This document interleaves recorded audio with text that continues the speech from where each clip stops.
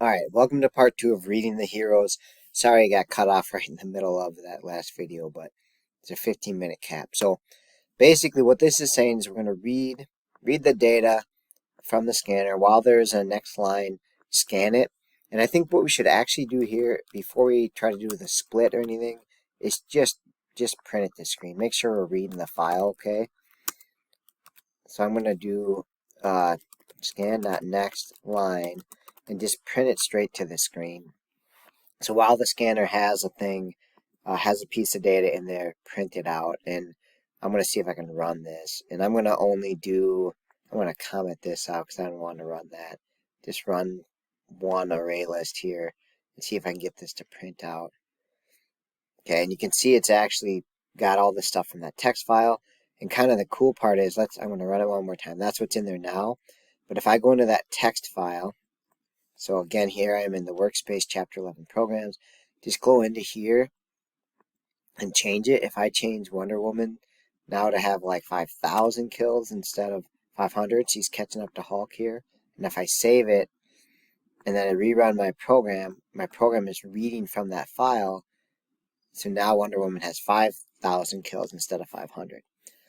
Okay, so now that we've successfully been able to read it, we're going to call the string.split, right? And if you can't read it, if you got an error, just make sure you put that file in the right location and make sure you use the exact right name here. Otherwise, it'll blow up.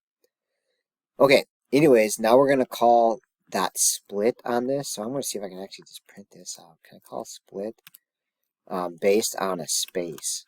So we're going to split that string based on the spaces. I want to see what happens here if this actually runs it. Nah, doesn't like that. Okay. So anyways, let's store it. So we're going to make an array list of strings. And call it like data, I guess. And then we're going to split based off a space. Okay, and sort of the idea here again is we've got one row of data separated by spaces. Like we've got, if we go back, we've got like Superman space number of kills, Spider-Man space number of kills. Okay, so when we call split, we're going to basically have two pieces of data, and the name goes in spot index 0 in the array, and then this number of kills goes in spot 2. Okay, so we basically have an array with two pieces of data, one that is the name, and then one that is the number of kills. Okay, so once I've split up my data, I'm going to create a new superhero using the constructor. And the constructor goes name first, then number of kills second. Okay, so I'm going to do superhero like temp or whatever. Maybe let's call it hero equals new superhero. And the first piece of data is that string, which is just stored in data position 0. Okay, and then the next one is going to be in data position 1. That's going to be the number of kills, right? Because remember, it looks like that right there. Spider-Man 200, Spider-Man 2, Superman 200, whatever, etc., etc. So the problem is this data is all strings, but we need an integer, right? So if you look in superhero, the second variable is an integer, not a string. So I think we have to call integer.parseInt here. So I think it's just integer.parseInt and then data position 1. So that'll take whatever is at position 1, that string, and then turn it into an int. Okay, and once we've created the hero by reading the data from here, reading the data from this file, then I just want to add it to my array list of heroes. Okay, so now I'm just going to do heroes.add this new hero. Okay, now we successfully read all the data from the file and stored it in an array list of superhero objects. Okay, so at this point I want to make sure it actually did populate this heroes array list. So I'm actually just going to loop through it, and I'm actually going to use an enhanced for loop. So if you want to write an enhanced for loop that'll loop through heroes, you might want to pause the video and try that right now.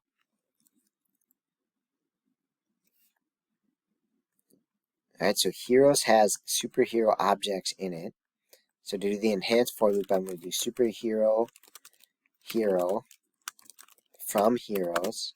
So colon heroes. So now I'm pulling from that array list one hero at a time, and then I just sys out print it. Okay, and right now if we run it, kind of interestingly, you will see that there is 4 heroes, but it just prints gobbledygook. So my question to you here is, why is this printing gobbledygook? Right, so see if you can figure out why that doesn't actually print out the hero data. Okay, and the reason is we don't have a toString method. So back in SuperHero, I never made toString, right? So I'm going to go back in here in my SuperHero class and just make a basic toString. And if you want, you can try it first, actually. Be good practice for you. See if you remember how to do toString correctly. Okay, and so to do toString, hopefully you tried it already, but you have to do public toString. No, it returns a string, call it toString, and it doesn't take in any data. So toString has to look like that. Right, we return a string, toString named exactly like that. And then I'm just going to return the string, like we can do hero name plus whatever the name is. I think it's just called name in this file. And then we can add some more information, plus has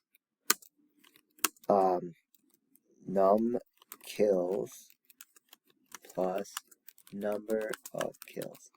Okay, so we'll just return a string that says the hero name Hulk has 50 kills. Maybe I should just do kills like that. Has 50 kills. Okay, so that should read right. Okay, and if we get that going, we can go back to our example here and see if it actually prints it out now. Boom. All right, it's printing out kind of what we would expect. Okay, and then the final thing I want to show here is, like, once we have this data and this loop, we can do all sorts of cool things, like find the max number of kills. Okay, so we could just do, like, I don't know, like we always do, we can do int max kills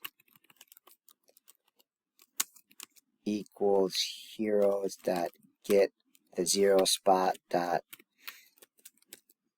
oh, I don't have get num kills, so I need to make that now. Great, get num kills, so that we start off max kills as what is the however many the 0 hero has, the initial hero has. So I just need to make a get method for num kills. So I need public int get kills. Okay, maybe I'll do get num kills, right? And that just returns num kills. And this is often how I program, is I just add these get and set methods as I find that I actually need them. Okay, so going back here, now I can actually get the kills. And then in my little loop here, I can just say, hey, if the hero I'm on, so hero dot get num kills, if they are ever greater than the max kills, then the max kills becomes whatever number of kills this hero has. Okay, so basically we can loop through and say, hey, if it ever has more than the max, it becomes the new max. And then once the loop is done, we can figure out the max kills of any of our heroes. Right, so I think that should be the Hulk, except it does not like this now. Get num kills. Dun dun dun dun dun. I just forgot to save it. I had to go back in the SuperHero and save my method. Now it has get num kills. Okay, so I think it should be Hulk here, because he had, like, yeah, so you can see Hulk has 10,000 kills, so now displays the max. And again, the really cool part of this is if you go back into that file and, like, change it at all. So let's say Spider-Man has a good day here and he, you know, gets a bunch of kills. Make him up to, that's 50,000, make him up to 500,000. So now he's crushing Hulk here. he has a good day, right? So now if we go back in here and run it, then the data changes, right? Because we're reading from that file. So that, to me, that's a pretty cool thing to be able to do. And this is just the basics of it. And then we'll get into be able to write files also, so that we can like play our game, and then maybe like think of a max score, right? Like you can record whatever the max score is by writing to the file, and then read from it the next time, so that you can always display in your game what the max score is. Okay, that's it. Thank you for watching. I know this was kind of a long lesson.